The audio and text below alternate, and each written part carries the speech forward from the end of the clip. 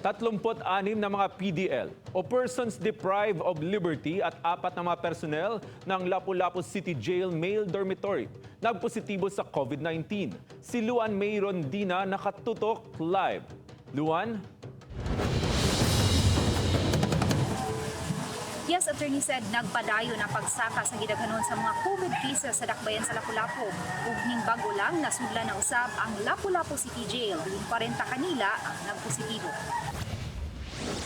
Gikonpermar sa warden sa Lapu-Lapu City Jail, Jail Superintendent Jessica Lumpang, nga sa 40 ka mga PDL nga gipaubos sa swab test, 36 kanila ang nagpositibo. Samtang sa napo ka mga personnel, 4 usab ang nagpositibo. Gipahigayon ang swab test sa Lapu-Lapu City Jail niadtong Hunyo 26. Human duha sa ilang mga PDL nga gipanghilantan ang nakitaan og mga sintomas. Ang naasoy mga PDL nakapahimo sa livelihood program sa gitanyag sa usa ka Japanese company nga manghimuay og circular saw. Na ako'y consideration nga basin magpasulod mga mga kaning ilang mga materialis bitaw para nilang trabaho.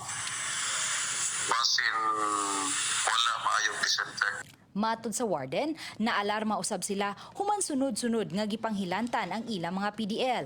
Gani moabot sa 400 sa ilang mga PDL ang gipanghilantan ning buwan na lang.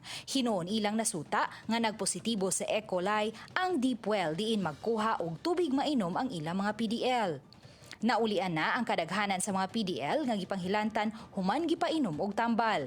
Gipang-isolate na usab ang 36 ka mga PDL ug 4 ka mga personnel nga nasutang nagpositibo sa COVID-19. Kung sa bagong building nato ang first floor ato ipapakit na mo talaga occupy dito. Tanang ilantan ibutang dito so far wala na ilantan as of today.